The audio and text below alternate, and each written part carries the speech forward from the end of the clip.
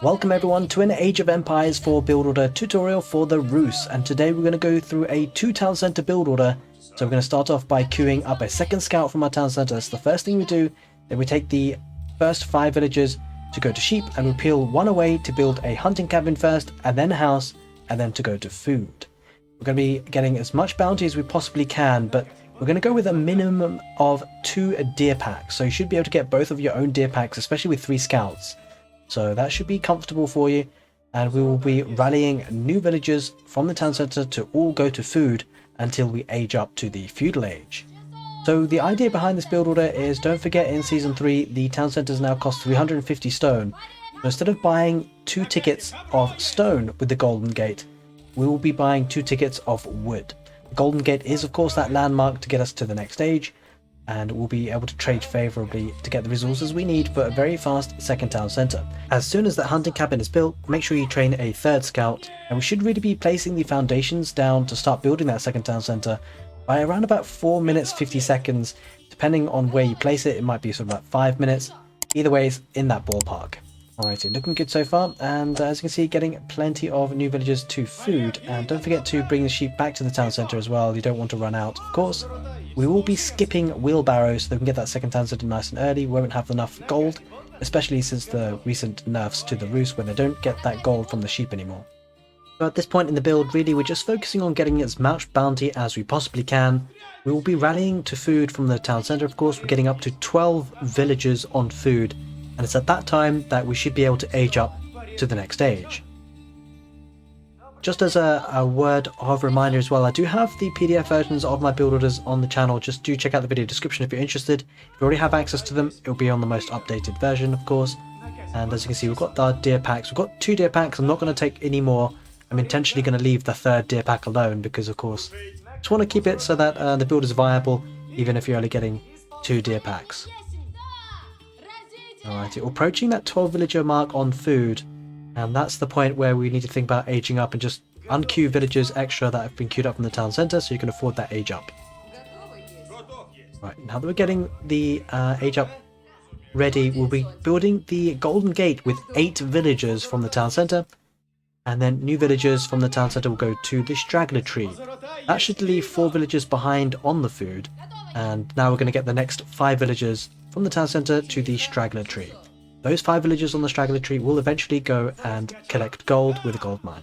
Now should be a decent time in the build order to think about where you're going to place that second town centre, and in this particular build order, to save us from walking too much, we're going to go to a wood line. Ideally you'd want a wood line and food source, or a wood line and gold source. But in this particular spawn we didn't get the rubber, the green there, so we're just going to have to place it on the wood line in the north.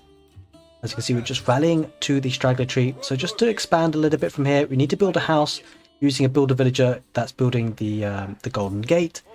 And the 5 villagers coming out to the straggler tree, they'll take 1 whole straggler tree plus 50 wood from the next straggler tree. And because there are 5 villagers there, that'll just be 1 trip from the second straggler tree. That'll allow you to afford the mining camp for the gold that those 5 villagers on the straggler tree will end up going to. Once the villagers have finished building the golden gate, they will go to stone. So as we said at the beginning of the build order, we'll be trading and getting 2 tickets of wood to help us inch towards getting that second town centre. Nearly there with the 5 villagers on wood. Just need 1 more, and once that happens, then you can start to move the new villagers from the town centre to go to stone. Just 1 more to pop out there, and then we're good to go. So we're going to now rally to stone until we can afford that second town centre. We've just shift-clicked the 5 villagers on the straggler tree to go to the second straggler tree as well, to be able to get that extra 50 wood.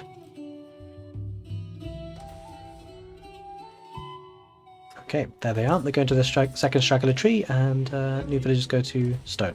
We're going to aim to get about 10 villagers on stone, and then we can rally back over to food.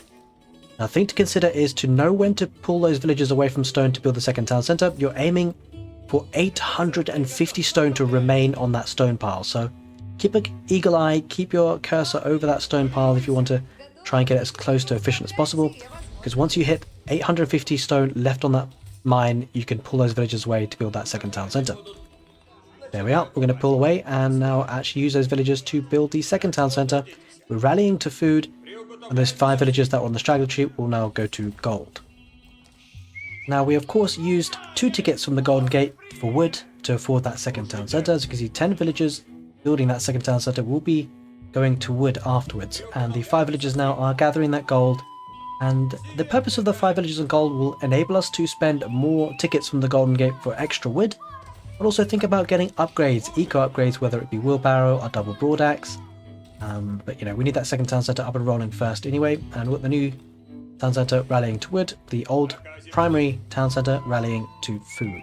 There we are, we just bought another bunch of wood, so at this point we can actually think about dropping a production building, for example an archery range, or in this instance we're going to go for more of an eco approach by waiting, doing a bit of a force drop off and getting a wooden fortress to bolster the wood income.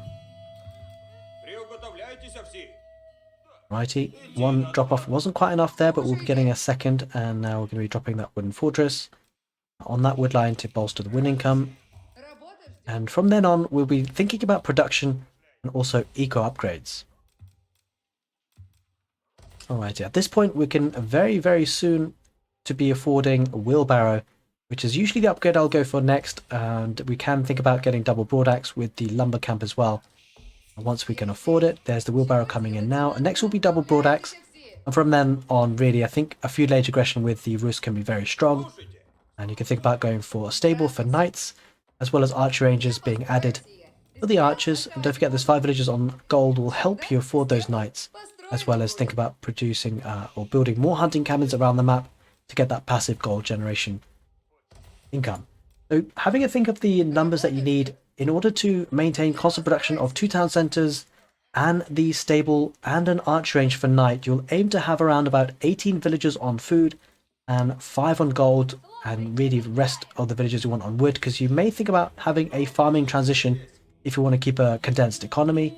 If you want to go out to the pocket economies, for example deer, you may be able to do so, but you will certainly probably at this point need some military on the field. So I hope you guys enjoyed this build order tutorial for the Rus.